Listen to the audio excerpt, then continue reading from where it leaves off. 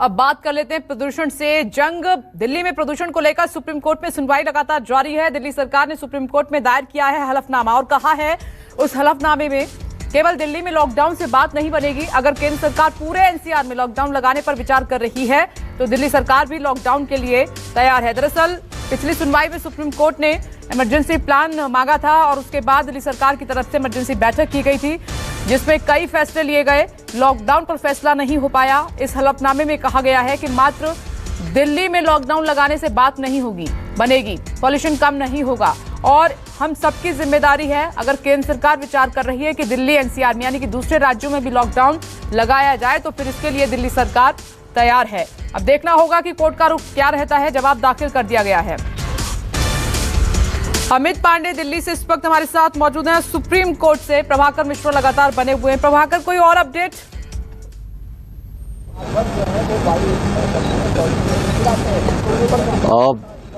बहुत अपडेट आ गई है। इस बीच में कई बातें हो गई। पहली बात तो ये कि दिल्ली सरकार की तरफ से जो बातें कही गई थी वो सुप्रीम कोर्ट के रिकॉर्ड पे आ गई और उसमें जो दिल्ली सरकार की तरफ से ये कहा गया था कि दिल्ली सरकार को लॉकडाउन में कोई दिक्कत नहीं है, लॉकडाउन के लिए सरकार तैयार है, लेकिन केवल दिल्ली में लॉकडाउन लगाने से बात नहीं बनेगी।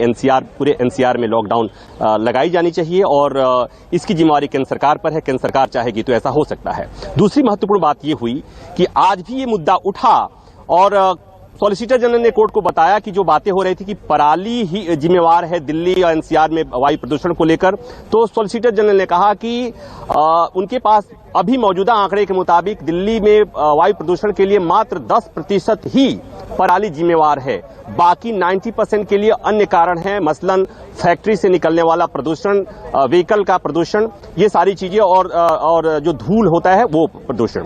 तो कोर्ट ने एक बार फिर कहा कि तो इस बात को आप मानते हैं कि पराली को लेकर जो हाय तौबा मचाई जाती है बेवजह है और इसको मानना पड़ा सॉलिसिटर जनरल को।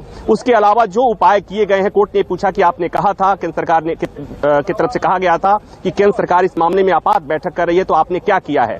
उसके बाद सॉलिसिटर जनरल तमाम उपाय गिना रहे थे कि क्या क्या होना चाहिए, क्या क्या किया जा सकता है। कोर्ट ने कहा कि हमने आपको कहा था कि स्थिति बहुत गंभीर है, बहुत दयनीय है, तत्काल कदम उठाए जाने की जरूरत है, लेकिन जो आप उपाय बता रहे हैं वो उपाय लॉन्ग टर्म मेजर्स हैं, इससे तत्काल बात नहीं बनेगी। सॉलिसिटर जनरल अभी भी अपनी तरफ से सफाई देने की कोशिश कर रहे हैं। उन्होंने कहा कि दिल्ली सरकार को एक बात और इसमें महत्वपूर्ण यह है कि केंद्र सरकार लॉकडाउन के पक्ष में फिलहाल नहीं है।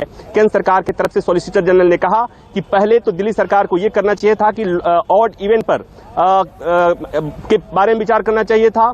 दूसरी बात यह कि दिल्ली में ट्रकों के एंट्री पर बैन के बारे में विचार करना चाहिए था और तीसरी उन्होंने महत्वपूर्ण बात कही कि फिलहाल लॉकडाउन जैसा कदम बहुत कड़ा और कठिन कदम होगा। तो मतलब यह कि फिलहाल केंद्र सरकार लॉकडाउन के पक्ष में नहीं है, सुनवाई चल रही है। केंद्र सरकार कुछ न कुछ एक तरह से यहां भी सियासत होती हुई दिख रही है, क्योंकि एक बार ये जो बातें कही गई केंद्र सरकार की तरफ से कि दिल्ली सरकार को ऑड इवेंट पर सोचना चाहिए था, दिल्ली सरकार को ट्रकों की एंट्री पर बैन पर विचार करना चाहिए था, तो कोर्ट ने दिल्ली सरकार के पक्ष में टिप्पणी जरूर की कि कम से कम दिल्ली सरकार ने स्कूलों को बंद किया है, दफ्तरों में आने वाले लोगों को बंद किया है, दफ्तरों में वर्क फ्रॉम होम की इजाजत दी है, तो इस पर ये अच्छा कदम है। तो कुल मिलाकर ये कि फिलहाल अभी भी सुनवाई चल रही है। केंद्र सरकार की तरफ से सॉलिसिटर जनरल समझाने की कोशिश कर रहे हैं। कोर्ट बार बार ये पूछ रही है कि अब तक जो भी आपने उपाय गिनाए हैं लॉन्ग टर्म में इससे तत्काल राहत नहीं मिलेगी। अभी भी सुनवाई चल रही है।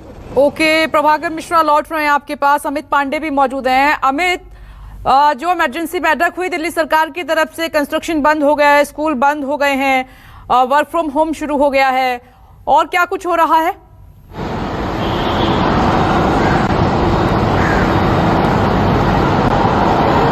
विपनेश, देखिए, लॉकडाउन को लेकर दिल्ली सरकार भी सहज नहीं थी। उन्होंने भी कल मुख्यमंत्री ने जिस तरह बात कही, पहले भी कहा कि लॉकडाउन लगाना ये कोई उपाय नहीं है, इससे निपटने के लिए आपको उसके अलावा कई सारे ऐसे स्टेप लेने पड़ेंगे और दिल्ली सरकार लगातार इस पर मंथन कर रही है। आज भी जो पर्यावरण मंत्री है वो सुप्रीम कोर्ट में जो हियरिंग चल रही है उस पर नजर बनाए हुए हैं, लेकिन सरकार की तरफ से बार बार यही दलील दी जा रही है कि सिर्फ और सिर्फ दिल्ली के करने से कुछ नहीं होगा, क्योंकि हलफनामे में भी इस बात का जिक्र किया गया कि अगर दिल्ली दिल्ली अकेला लॉकडाउन लगा भी लेता है तो उससे कुछ होने वाला नहीं है, क्योंकि दिल्ली के आसपास जो एनसीआर रीजन है वहां पर अगर कंस्ट्रक्शन का काम चलता रहेगा, फैक्ट्रियां चलती रहेंगी और अमूमन जो गाड़ियां हैं वो चलती रहेंगी तो कुछ फायदा होने वाला नहीं है, क्योंकि बार बार इस बात की दलील दिल्ली सरकार दे रही है।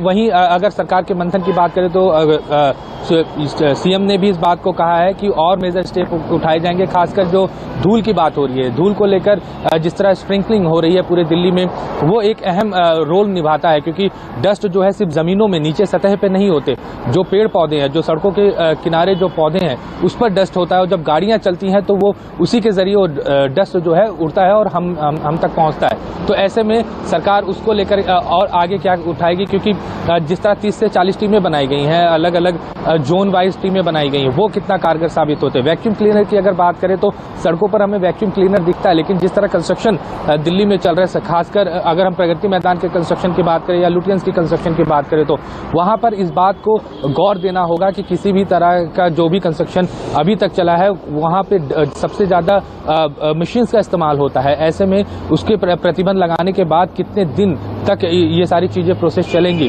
क्योंकि सिर्फ 2-4 दिन के लिए अगर आप कंस्ट्रक्शन बंद कर देते हैं तो इससे कोई फायदा इतना खास देखने को नहीं मिलेगा। इसको लॉन्ग टर्म के लिए करना होगा, या अगर आप कंस्ट्रक्शन कर रहे हैं तो आपको ऐसी मशीनरीज का इस्तेमाल करना होगा जिससे जो डस्ट पार्टिकल्स है वो कम उड़े। तो ऐसे कई सारी चीजें हैं, एक्सपर्ट कमिटीज हैं, डीपीसीसी भी लगातार काम कर रही है। डीपीसीसी ने पिछली बार 2500 साइट्स पर उन्होंने निरीक्षण किया, जिसमें 250 से 300 ऐसे साइट से जहां पर खामियां पाई गई।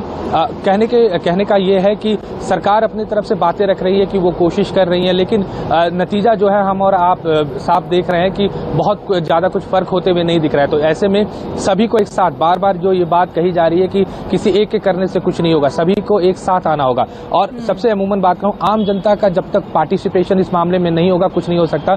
सरकार ने भले सरकारी स्कूल सरकारी दफ्तरों को बंद कर दिया, स्कूल को बंद कर दिया, लेकिन अगर ट्रैफिक की बात करें तो दिल्ली में सुबह से ही नज़ारा कुछ ऐसा ही है। शुरुआत में 7 बजे 8 बजे तक हमें लगा कि शायद ट्रैफिक कम हो, लेकिन जैसे पीक आवर आया, जैसे ऑफिस आवर्स आए, आप अमूमन कहीं भी जाएंगे तो आपको वही जाम मिल रहा है। तो लोगों को सोचना होगा कि गाड़ियों का इस्तेमाल कम करे। प्रभाकर, ये सिर्फ हम जब तक रिपोर्ट दिखाएं या सुप्रीम कोर्ट हियरिंग करे, कुछ कहे, तब कदम उठा जाए, उससे बात नहीं बनेगी। कुछ लॉन्ग टर्म प्लानिंग करनी होगी, तभी फायदा हो सकता है। देखिए, यही बात है, जब भी दिल्ली में एनसीआर में पॉल्यूशन बढ़ता है तो ऑड इवन की बात होती है, लॉकडाउन की बात होती है, और सबको पता है कि 2-4 दिन के लॉकडाउन से और 2-4 दिन के ऑड इवन से लोगों की जिंदगी मुश्किल में जरूर पड़ जाती है, लेकिन ये समाधान नहीं है। और सबको पता है कि आप भी देखती हैं, हम भी देखते हैं कि प्रत्येक साल इस मौसम में हम इसी तरह की रिपोर्टिंग करते हैं, इसी तरह से सुनवाई होती है, इसी तरह सरकारें सुप्रीम कोर्ट के सामने जाके कहती हैं कि हम ये कर रहे हैं, वो कर रहे हैं। तो ये मैं बार बार यही बात कहता हूं कि ऐसे मामले में कि आग लगने पर कुआं खोदने का एक मुहावरा बहुत प्रचलित है कि आग लगने पर कुआं नहीं खोदा जाता। कुआं आग लगने के लिए पहले से कुआं की व्यवस्था होनी चाहिए, क्योंकि जब आग लग जाए उसके बाद कुआं खोदेंगे तो उससे कुछ फायदा नहीं होता है। तो दिल्ली में आग लगी हुई है, प्रदूषण की हालत बहुत खराब है। सुप्रीम कोर्ट यही बात बार बार पूछ रहा है।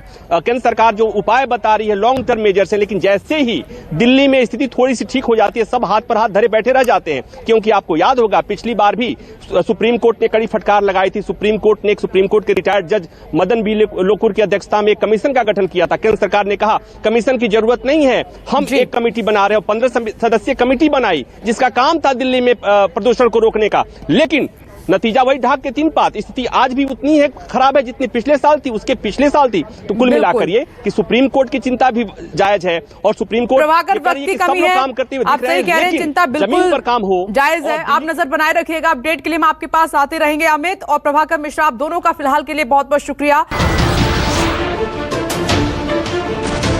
नमस्कार, मैं हूं मानक गुप्ता। अगर आपको हमारा ये वीडियो पसंद आया हो तो इसे लाइक और शेयर जरूर करें, और हाँ, हमें सब्सक्राइब और फॉलो करना ना भूलें ताकि आप देश और दुनिया की कोई खबर मिस ना करें। तो जुड़े रहिए हमारे साथ और देखते रहिए न्यूज़ 24।